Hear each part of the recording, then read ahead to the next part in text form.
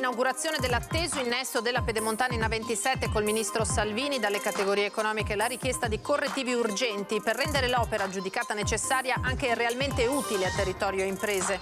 Mobilitazioni in tutte le sedi dell'INPS del Veneto per la carenza di personale, assemblee e proteste anche a Padova, mancano dipendenti e i servizi sono a rischio, dicono i sindacati. Travolto da un'auto all'incrocio, 89enne muore poco dopo in ospedale. La tragedia è avvenuta a Curtarolo, la testimonianza della figlia: papà era sopravvissuto 2 volte al Covid.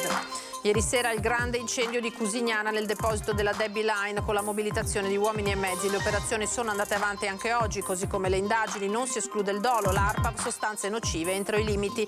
A Sant'Urbano nel pomeriggio i funerali della 32enne mamma morta nell'esplosione dell'abitazione una settimana fa, il dolore della comunità stretta attorno alla famiglia.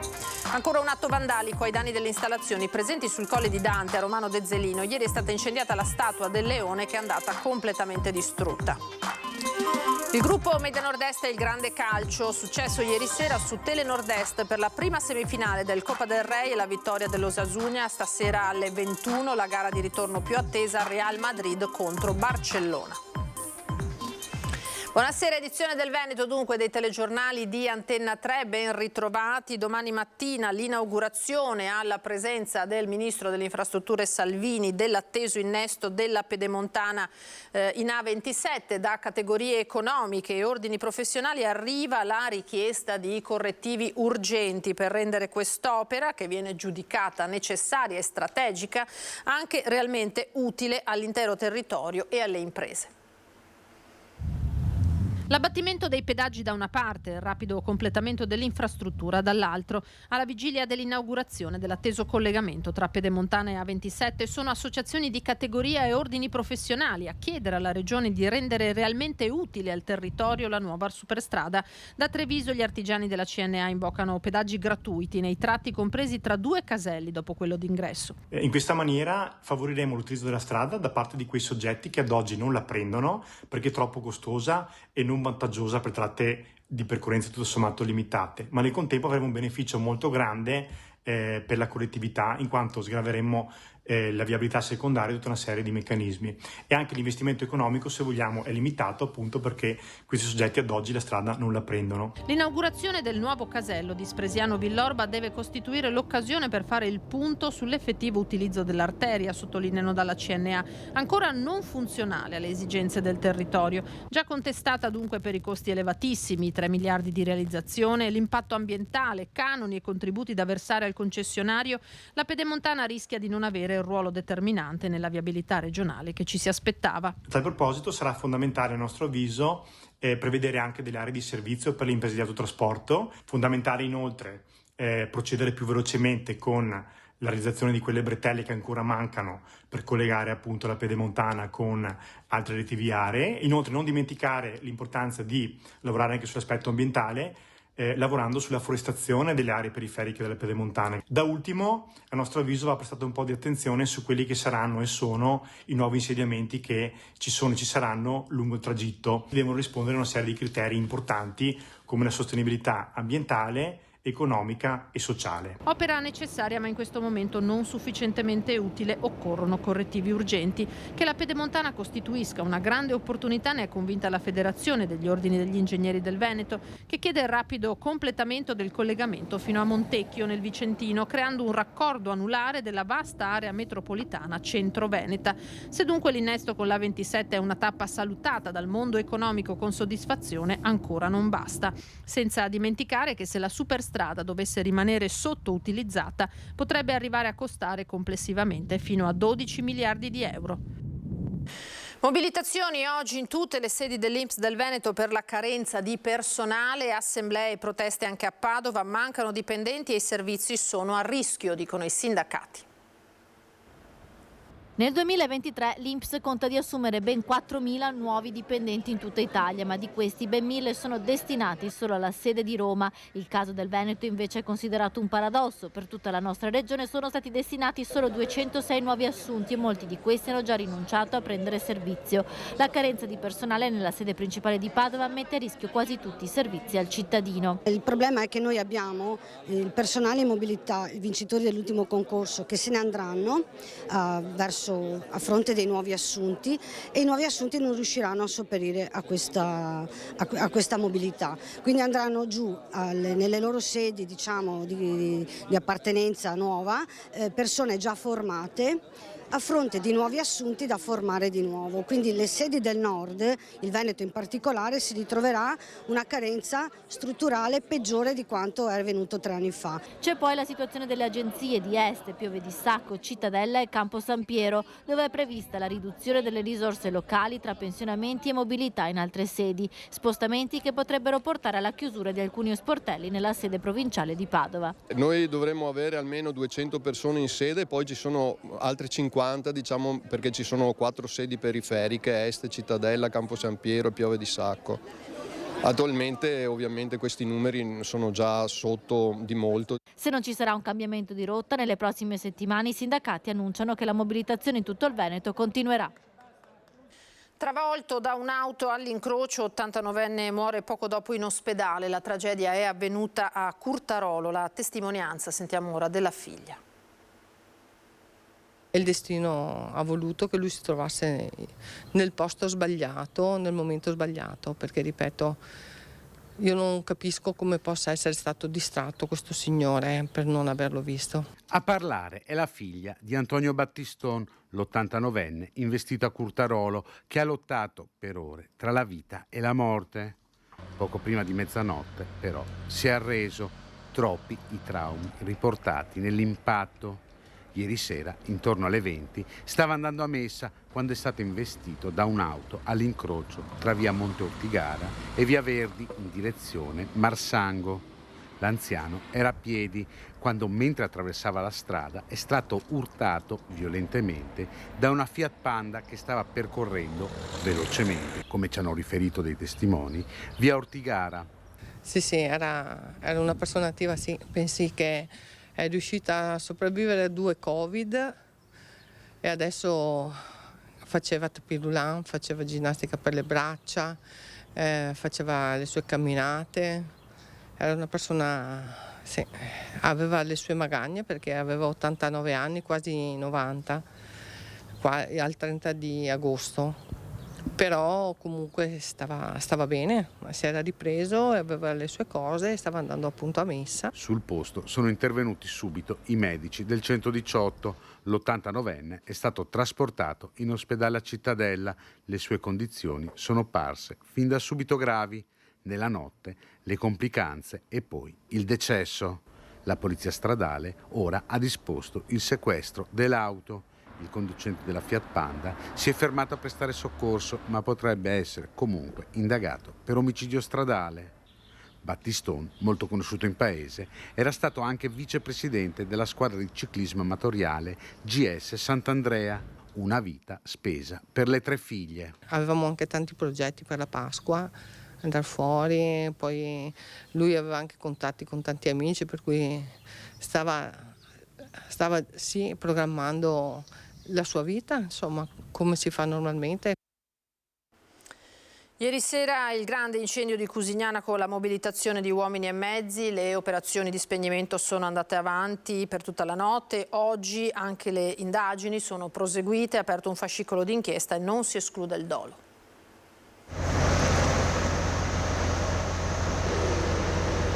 Non si esclude in questo momento, non escludiamo nessuna ipotesi, quindi c'è anche l'ipotesi dolosa come quella non dolosa ma accidentale. Dopo il grande allarme e l'ampia mobilitazione, vigili del fuoco e carabinieri vogliono risalire alle cause dell'incendio che ha tenuto mezza Marca con il fiato sospeso, un'alta colonna di fumo visibile anche dal veneziano. Per tutta la giornata nei magazzini dell'azienda tessile Debbie Line di Cusignana, le donne e gli uomini del GNAT, il nucleo investigativo antincendio, hanno operato senza sosta. Al momento avete trovato qualcosa di sospetto? Al momento no. Non ci sono elementi, ma noi adesso faremo dei prelievi che porteremo in laboratorio per analizzare l'eventuale presenza di acceleranti e quindi cominciare a fare le prime valutazioni, le prime ipotesi. Scontata l'apertura di un fascicolo al momento contro ignoti in procura Treviso, ma un conto sono le indagini sulle cause, un altro i rilievi sugli effetti affidati al personale di ARPAV che si è mosso su più livelli. Il primo campionamento dell'area in via d'urgenza è stato effettuato con le operazioni ancora in corso, mentre il sindaco di Giavera invitava la popolazione a tenere chiuse le finestre, precauzione estesa anche ai comuni limitrofi.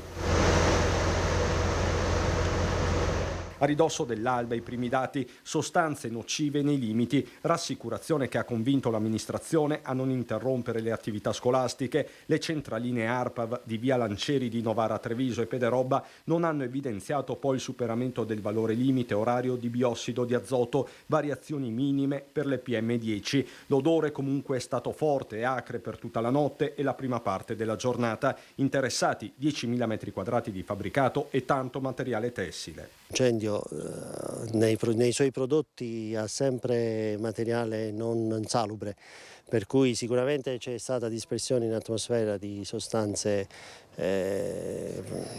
diciamo non ottimali. Però fortunatamente la colonna di fumo si è alzata abbastanza in alto, per cui probabilmente si è tutto disperso su una superficie sufficientemente ampia da poter ridimensionare il danno. In attesa di risultati completi resta la mobilitazione di uomini e mezzi arrivati da ogni angolo della provincia e non solo. 25 operatori sicuramente provenienti dalla sede centrale di Treviso, ma anche da Montebelluna, da Conegliano, da Asolo, con il distaccamento volontari di Asolo, e ci ha dato una mano anche il personale da Venezia con alcune attrezzature particolari, però la mobilitazione è stata massiccia. Risolto il giallo della mamma uccisa nel Polesine, il colpo partito da una pistola con cui stavano giocando i figli, ma restano ancora alcuni interrogativi.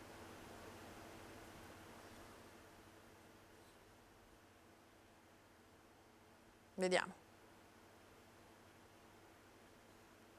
Qualche istante. Mi hanno chiamato i bambini, io ero lì in garage, poi mi hanno chiamato loro. Non c'era niente vicino al corpo c'era niente al momento.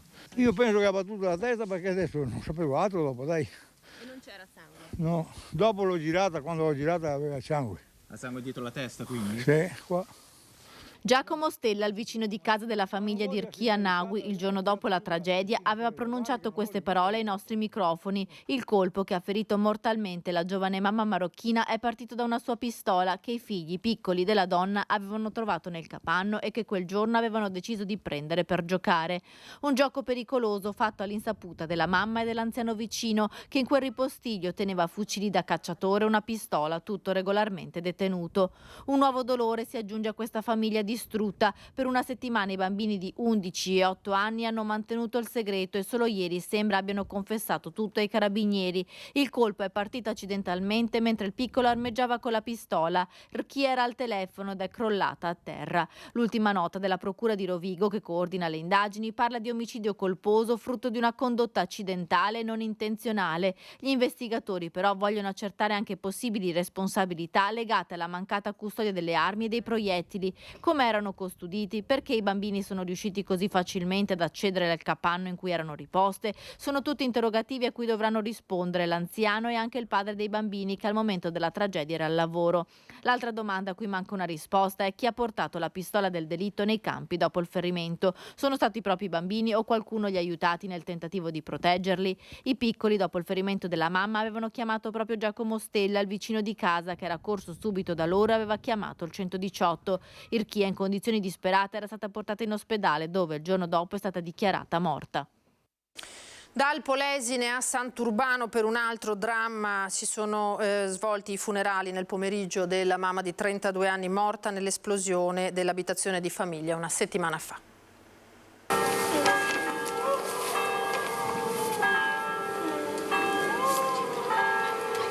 Il pianto straziante della signora Costantina, la mamma di Alina Krenician, rompe il silenzio rigoroso tra le 200 persone costrette a restare fuori dalla chiesa di Sant'Urbano. Dentro ce ne sono altri 500, una partecipazione di popolo che la dice lunga sul grande lutto vissuto dalla comunità. La gente continua senza sosta a versare offerte per sostenere il futuro dei figli di Alina e del marito Michelangelo. Nell'omelia il parroco di Sant'Urbano, don Nicola Andretta, accosta più volte la nuova vita di Alina con l'imminente festa della resurrezione di Cristo. Alina è esempio di amore, ribadisce il parroco, che lei ha riversato sui figli e il marito, senza mai risparmiarsi. L'amore totale per la sua famiglia, per il marito, per i figli. Quell'amore che dà senso e che dà sorriso, che dà il senso pieno dell'esistenza.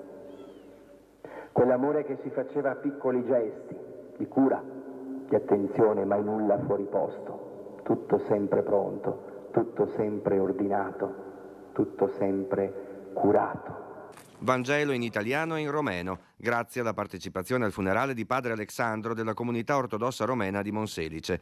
Sempre fuori dalla chiesa, una colomba è pronta a prendere il volo alla fine del funerale, un gesto voluto dai compagni di scuola e dalle maestre di uno dei figli di Alina.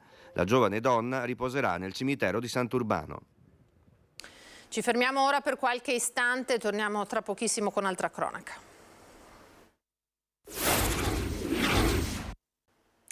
Di nuovo in diretta con l'edizione del Veneto dei telegiornali di Antenna 3. Andiamo a Romano Dezzelino, siamo nel Bassanese dove si è verificato l'ennesimo atto vandalico ai danni delle installazioni presenti sul Colle di Dante.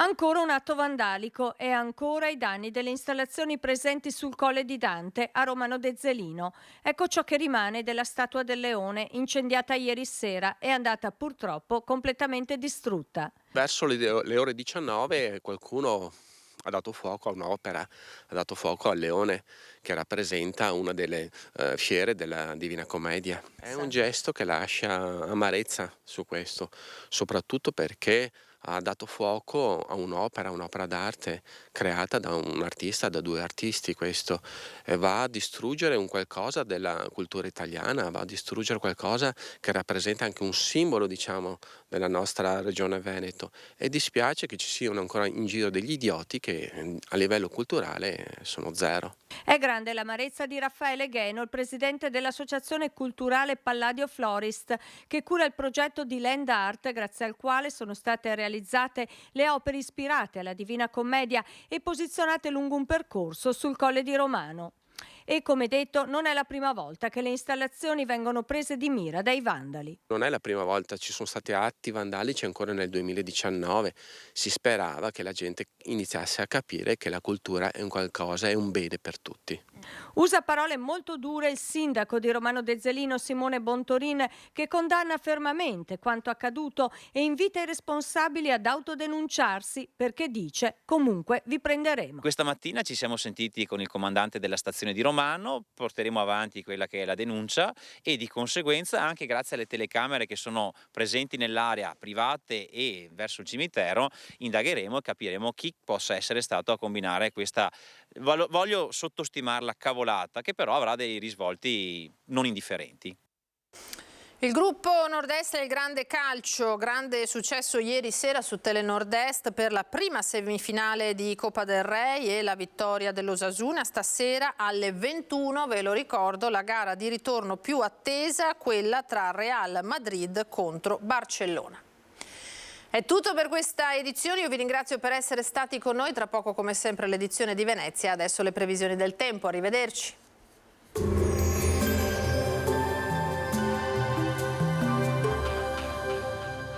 Cooperativa Agricola Volpago offre carne fresca di prima qualità. Ci trovi a Volpago del Montello, Pieve del Grappa, Tre Baseleghe e presso lo spaccio del contadino a Dolo e Massanzago.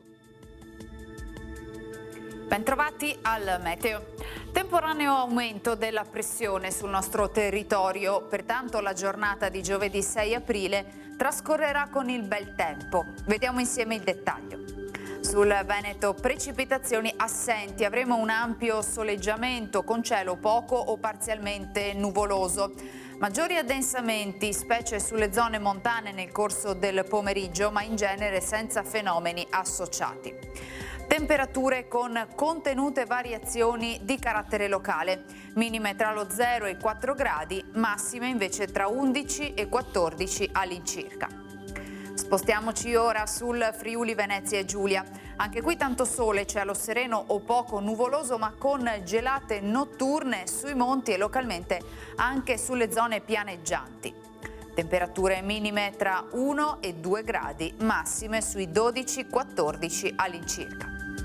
Infine diamo uno sguardo al Trentino Alto Adige, dove avremo un tempo soleggiato con qualche nube innocua nel corso del pomeriggio. Temperature minime intorno ai 3 gradi, massime sui 14 all'incirca. Dal meteo di Antenna 3 per ora è tutto, grazie per l'attenzione, arrivederci.